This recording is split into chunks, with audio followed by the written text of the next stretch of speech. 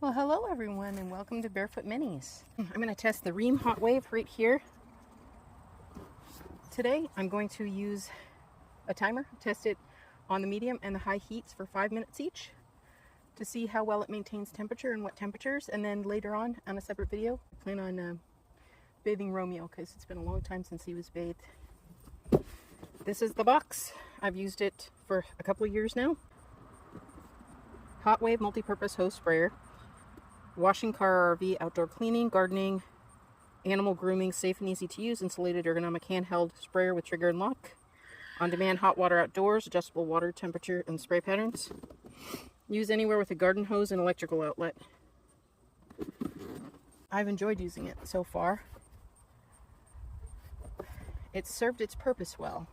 It doesn't have the highest water pressure, so baths take a little bit longer.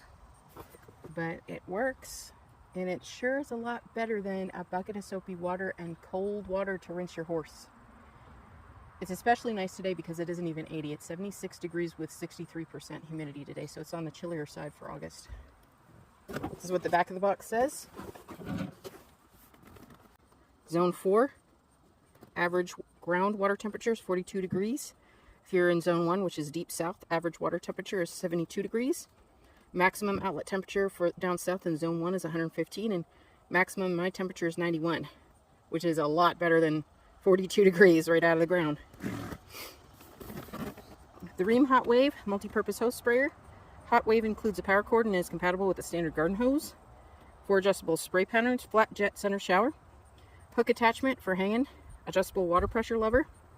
Insulated ergonomic grip for extra comfort. On-off trigger with locking mechanism.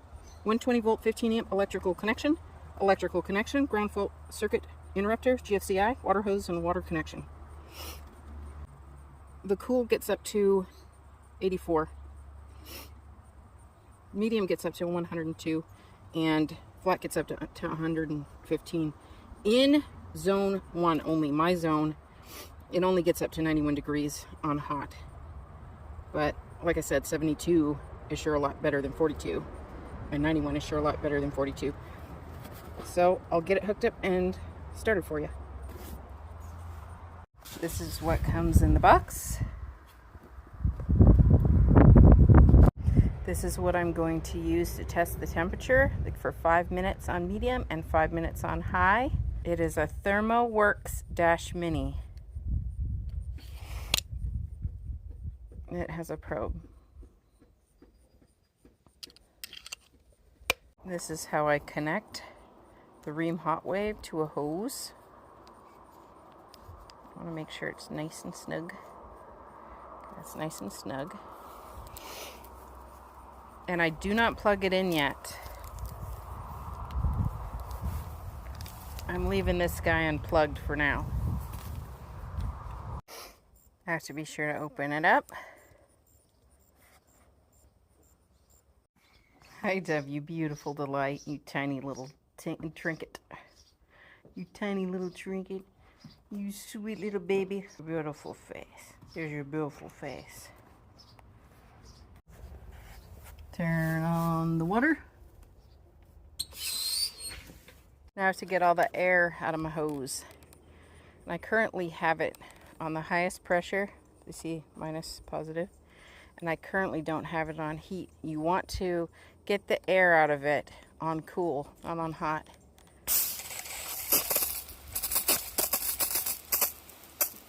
So this is the first thing and the last thing you want to do. You want to get out all the air out of it at first, and then before you put it away, you want to get all the water out of it. It's not currently heating. I'm just getting all the air out of the unit. I just plugged it in. Now I need to reset. The light will turn on. I might try to test.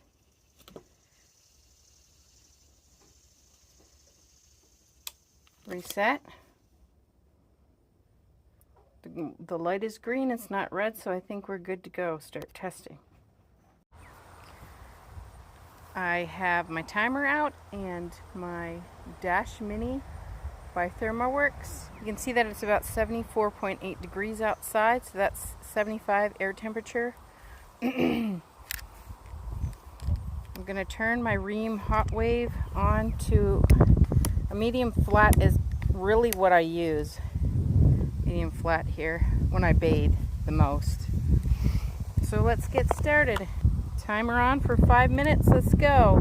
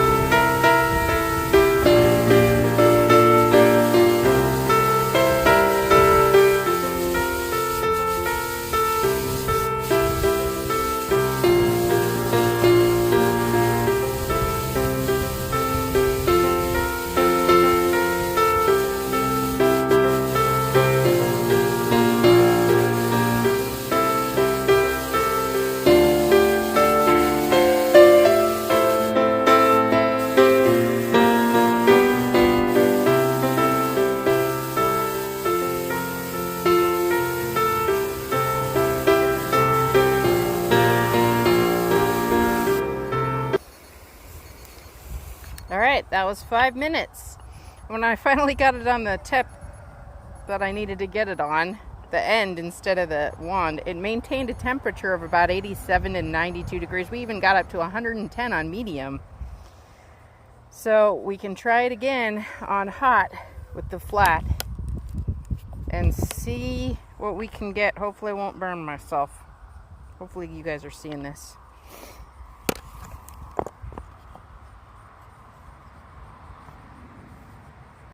Okay guys, back to test the hot setting for 5 minutes.